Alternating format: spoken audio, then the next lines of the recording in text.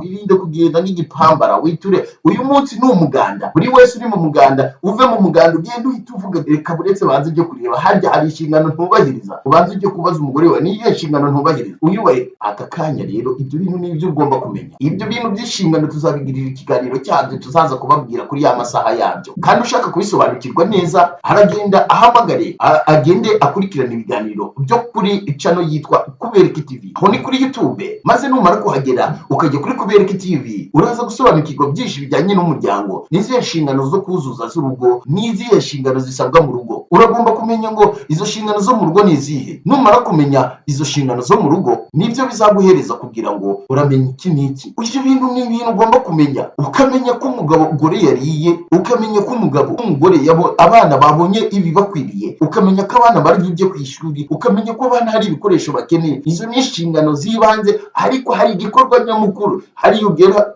ugahita umera nguki wihangane nyine nabo bibaho mwihangane muzigere uburyo mubana ukeneye ibyo bintu byihariye ndakwibutsa ko urajya kuri Kubereka TV urasanga ubona nimero wanyura kugira ngo utange ibitekerezo byawe n'inama zawe zihariye ubikurikirane uri umushoramari rwiyemezamirimo ufite ibigo runaka amashuri supermarket muri iki gihe cy'amatangire y'amashuri urafite ikigo cyawe cyiza ndetse gifite ibikorwa byiza ariko disa hari abanyeshuri benshi bakeneye kumenya izo section zawe ufite hari abanyeshuri benshi bakeneye kumenya aho bashira abana babo mu bigo ibyo ari byo byose crèche nursery primary secondary aho ngaho bose baragukeneye ariko kandi se uwabuze umuranga yaheze mwanye na shuti yanjye ku giciro gito cyane utasanga ahandi 103.5 Capital FM turari kubwo ngo tugufashe kumenyekanisha ibyo bikorwa byawe byiza wakwibaza uti se wadukurahiye duhamagare kuri 0786433849 0786433849 aho ngaho rwose uraza gukurikirana uragenda tugufashe kumenyekanisha ibikorwa byawe ku giciro gito cyane iyo business yawe wasuzuguye nta kindi kintu kikeneye kugira kigere kure cyane reka da uravuga ati abantu barahangaha batunzwe n'ibintu byinshi batunzwe n'imiti bakorera reka si imiti bakoreraho bamenye ibanga ryo kwamamaza icyari cyo we ibikorwa byabo bigera kure cyane hamagara rero kuri izo nimero 0786433849 ndari gusubiramo 0786433849 iyo nimero yihamagaye rwose turagufasha kumenyekanisha ibikorwa byawe izo company zawe ibyo bigo byawe by'amashuri business yawe abana ari gufite ibikorwa byiza aho ngabo restaurant yawe station yacu ni ibiciro bito cyane utasanga ahandi 103.5 igisubizo kuri buri munyarwanda wese wifuza ko yamenyekanisha ibikorwa bye ese koko ibi bintu nawe wigeze ubibona mu buzima bwawe waba warigeze ubona ibintu bisenya ngo kandi ari utuntu tworoshye cyane abantu bashoboye gukora ariko batashoboye ibi hari ibintu mugomba kubanza mwasobanukirwa uyu mwanya tugiye kuza kureba ingingo ya 10 ariko mbere yuko tugera ku ngingo ya 10 nabasezeranije ko tugomba gufatanya kugira ngo tuganire ariko kandi tunasangira ibitekerezo kuri iyo ngingo ya 10 rero tugiye kuza tubanze turebe mbere yuko tuyivugaho hakenewe iki ese wowe urabyumva ute ku ruhande rwawe urabyumva ute n'ikihe gitekerezo ufite wakifuza yuko nawe utangaho ubuhamya ng'abantu baze gusobanukirwa bamenye impamvu nyamukuru abantu basigaye barira ingo zose zishize ese koko biraterwa n'iki ese wari uzi yuko ibi bintu ubyirinze urugo rwawe rwari isoko y'umunezero abantu bose bakajya birirwa babazajya ese cyo runaka byagenze bite ko runaka byagenze bite mukabaho mwishimye ibi bintu ese nawe warabimenye warabisobanukiwe se niba warabisobanukiwe rero cyangwa se ukaba ufite ibyo wabonyeho ese iki kiganiro rero cyumvute inshuti zanjye ntabwo nazitenguha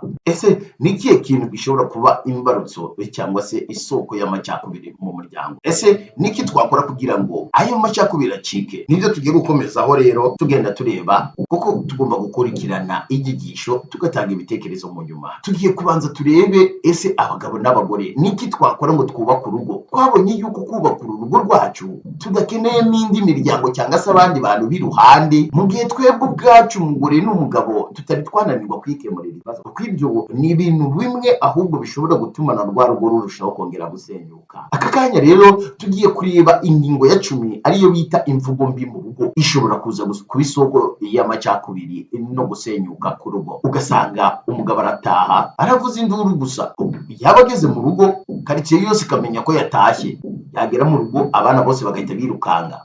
Kubera iki? Ni ikinyamaswa, yabaye inyamaswa mu rugo, ntabwo azi kuvuga neza, yishimye cyangwa atishimye byose birangana. Uyu muntu ugira imvugo mbi agahora atoteza abantu bishobora gutuma urugo rwe rusenyuka. Ubwo nituvuge imvugo mbi ntabwo turi kuvuga igitsure cy'umugabo mu rugo cyangwa cy'umubyeyi ku mwana, ahubwo hari uguhana umuntu, hari no guhahamura. Nuhana umuntu ntukamuhahamure mu buzima bwawe bwa buri munsi, umunsi ku munsi, isaha ku isaha. Hari icyo bita guhana, buri wese ukamusigirana isomo unamwereka ikosa yakoze, kandi ukamuhana atari uguhahamura. Guhana ugahahamura ni cyagiye ufata ikosa ry'umuntu yakoze ariko kumva ko wahita umuhinganya naryo, yahemutse nibyo, ariko kumva ko ubuzima bwe bwose umukorera ibintu akazahora ari ikimuga cyangwa se yaramugaye bitewe n'ikosa yakoze. Ibyo bintu rero ntabwo ari uguhana, ahubwo ni ubwicanyi bwihishe muri wowe. Hano umuntu ariko kandi unamwereka ikosa yakoze. Igihano cyose kirababaza, yego nibyo, ariko wirinde kurengerera. Hari icyo bita kurengera. Kubera iki? Ntabwo uzabona umuntu yibye ibintu nurangiza umuco urutoke, icyo gihe uzaba urengereye, si uzaba umuhanye, ahubwo uzaba umuhahamuye. Niba ugeze mu rugo rwawe rero hari ibintu byapfuye batakoze neza, banza ubaha amahirwe ya mbere, ubicaze, ubigishe, ubereke ibibi y'ibyo bakoze, ubanza umenye niba babikoze babishaka cyangwa se babitabishaka. Ariko kandi nusanga babikoze batanabishaka, ubwire ubigishe yuko ubutaha bashobora kuzabihanirwa, ku buryo niba bisubiramo wongera ukabigisha, kuko kwiga ni uguhozaho. Niyo mpamvu twese twiga buri munsi ariko tugatsindwa buri munsi. Ukibaza ngo kubera iki? Ese nanone kubera twiga buri munsi ariko tugatsindwa buri munsi? Kubera iki umugabo n'umugore bakundana bakavugana neza, yewe bakagera ahantu babana, bakagera no gutanga inkwano, bakambikana impeta, ariko kandi mu gahe gato impeta bose bakaba baziyambuye, kandi igihe atari barambikana impeta umwe yararaga avuzaho undi asakuriza undi, amahoro yabuze, wowe wese abari aho ngaho ararikiye impeta. Ariko reka tubanze twibaze, ese kubera iki iyo mpeta yo bayimwambitseyo ahita yikuramo mu kanya gato? Ako kari akantu kari kayobye, ni wenda tuzagenda tubiganiraho mu gutaha. Ariko akanya reka tubanze turebe imvugo mbi mu buzima bwawe, ujye wiga gukoresha imvugo ituje igihe cyose uhana umuntu. Igitsure kirakwiye, ariko ntuzakoreshe igitsure kirengerera, kuko abemeramana bavuga yuko umugabo utazi gufata ibyemezo mu rugo rwe ubwo atazigera ajya mu ijuru. Ariko Bibiliya ivuga, amategeko ya guverinoma yo akavuga ko nutemera guca bugufi ugendere ku mabwiriza mwuzuzanye, bazaguhemba kukujyana inyuma ya giriyaje. Ni ukuvuga ko rero iyo utemeye guca bugufi kandi bagusuzugura, amaherezo uzangiriza ibintu. Ubwo ushobora kwisanga kubera ibintu utateguye urarwanye, ukisanga amageragere cyangwa muri gereza y'aho ngaho iwanyu. Ni ukuvuga iki? Niba ushaka kuba umugabo w'inganzwa, wigira inganzwa batarakugira inganzwa kugira wubake urugo. Ni gute? Iga guca bugufi kugira ngo umugore wawe aguturize. Ariko uwo niko ubishoboye, utabishoboye nawe azabona ibimukwiriye. Ariko nawe wa mugore we, nubwo uzanga kubaha umugabo wawe akagukondagura bakamujyana kumufunga, hari ubwo azagusiga gukuyemo amenyo abiri, ukazahorana ibyo bihanga ubuzima bwawe bwose, bakamukatira imyaka 2 akazagaruka wowe ufite igihanga. Please iyiteho, wiyibuke yuko kubahana bituma mwubakana kandi bikagenda neza. Ariko namara kugukura iryinyo abana bazajya bakubaza iyo warishize. Mwirinde kubwirana nabi, kuko ari isoko y'intangiriro y'amacakubiri. Nubwo numwe avuze nabi, cisha make, kuko ntabwo imirire ibiri ihura ngo bibyare ibintu byiza, bibyara sirikwi. Hari ikindi bita ubunebwe. Umugore wumva nta kintu yakora mu rugo,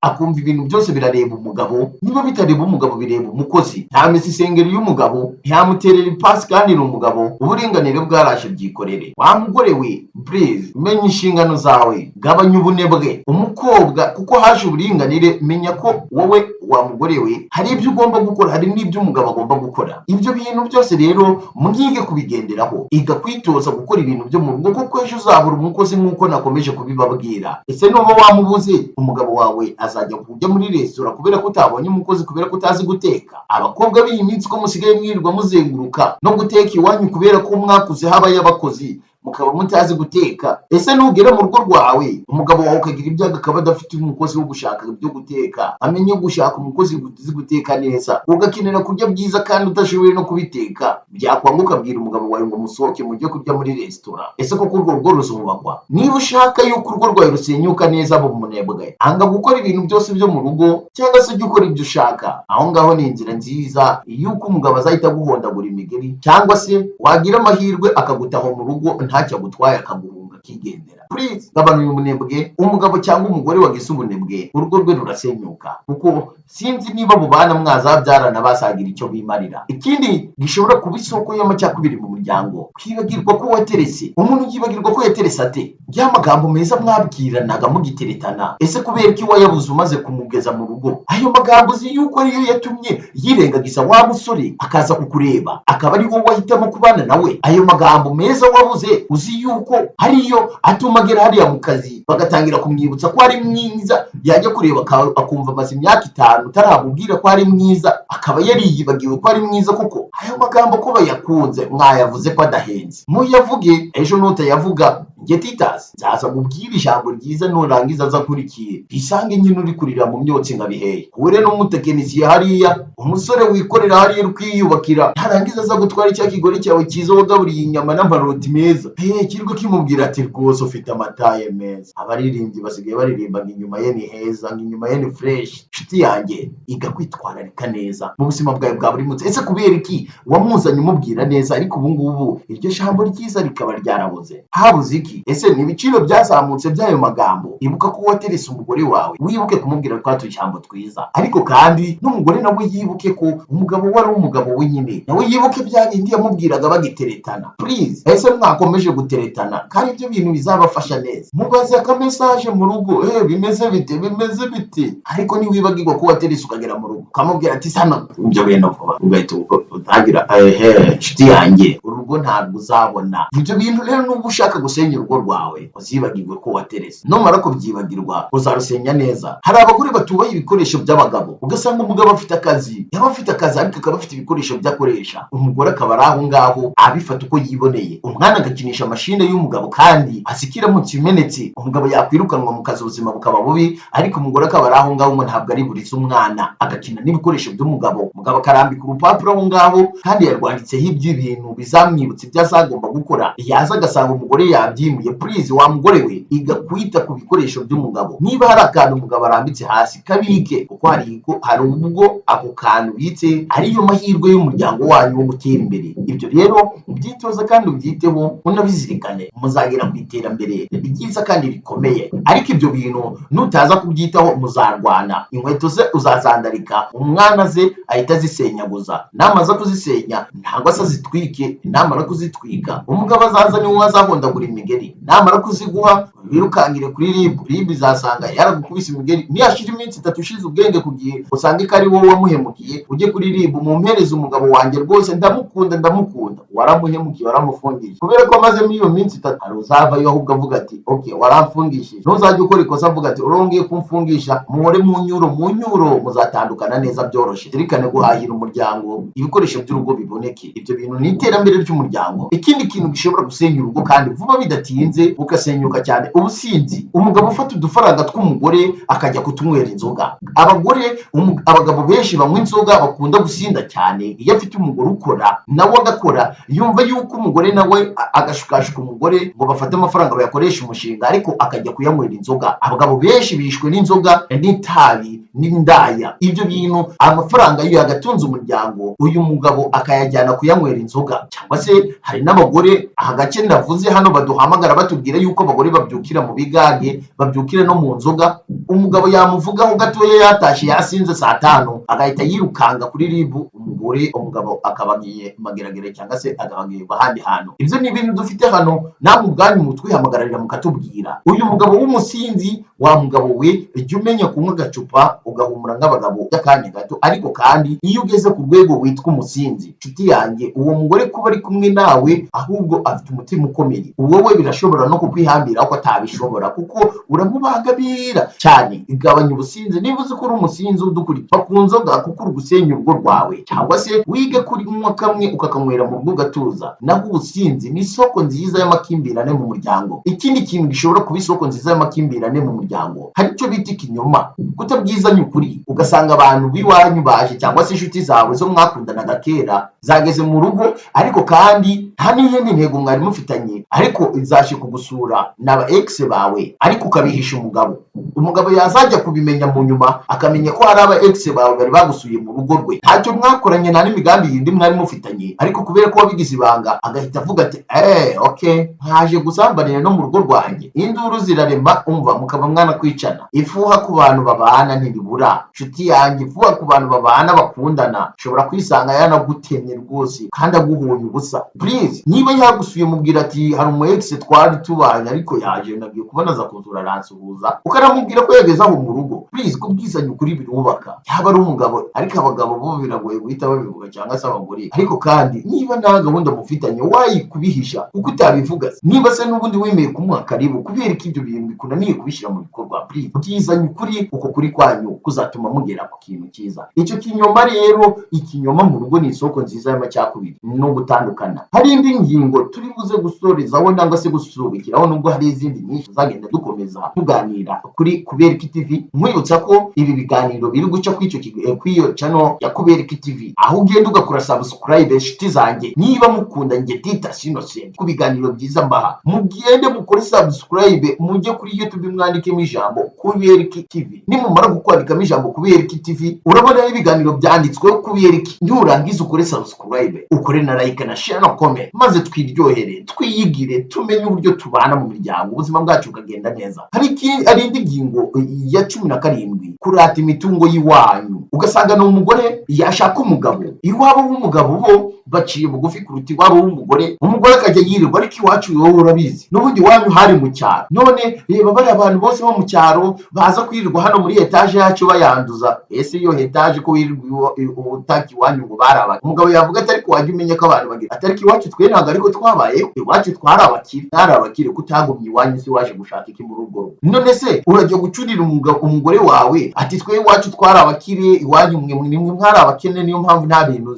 utashatse abakire bagenzi bawe. Waje gushaka iki kuri uwo mukene? Mwirinde kurata iyo mitungo y'iwanyu, ahubwo murate ibyo mugezeho mwembi. Ibyo kuvuga ngo iwacu twe iwacu ngo dufite ibisambu, ngo papa n'umwe ngo n'urwiyemereza mu mirimo runaka, n'entrepreneur runaka, ibyo biramureba n'isosi wowe, ahubwo wirata ibyo wagezeho wowe ubwawe n'umugabo wawe. Please, ibi bintu rero inshuti zanjye bavandimwe mubimenye kandi mubizirikane yuko igihe cyose mwatangiye kurata imitungo y'iwanyu muzahura n'ingorane. Mwarangiza umugore niwe yarazanye udufaranga akavuga ati nsinge maze kukusiga, maze kukwambika, none utangiye kunyezamura. Iyo ujya kwambika si uwo washaka ngo mwene mugenzi wawe cyangwa se uwo so na mama wawe wirirwa gurata mu buzima bwawe bwa buri munsi kutaritse ngo abari we mubana. Please, ari izo ntambara muhorana, mwige kubana neza. Irinde kurata iby'iwanyu cyangwa se ubukomere bw'iwanyu. Ubwo bukomere bw'iwanyu niba zo akomeye si mwagiye kubana na so, niba mama wawe akomeye ntiwagiye kubana nawe. Please, yiga kubaha uwo mubana. Ibyo kuratinga imitungo y'iwanyu ngo murakize niko kize si wowe. Ibyo rero ni ubuginga, ni ubupfapfa bwo mu mutwe n'umupfayongo. Va mu bintu byo kurata iwanyu ko mukaze. Iwanyu ni iwanyu si iwanyu. Niba ukunze iwanyu bakaze, jyayo ujye kubana nabo. Abo bakiriye se kutagiye kubana nabo ngo bakunde. Niba utarabakunze rero mujye muvuga ngo twe turi abakire kubera ko mwabigizeho. Niba mukinye muvuge ko mukenye, naho iby'iwanyu mubivemo. Uri umushoramari, rwiyemezamirimo, ufite ibigo runaka, amashuri, supermarket, inganda, sitasiyo, bare, resitora, hoteli, ukaba wifuza ko abantu bamenya ibyo bikorwa byawe byiza, ukaba ufite business nyinshi zigiye zitandukanye, yaba iziciye bugufi cyangwa izizamuye. Reka tukwibutse ko kwishyura na 3.5 Capital FM tugufasha gutandukana rwose, kumenyekanisha ibyo bikorwa byawe, ugatandukana no kuba mu bwigunga, abantu bakakuzura ukabura aho bashyira ku giciro gito cyane utasanga ahandi. Duhamagare kuri nimero 0786433849, 0786433849, maze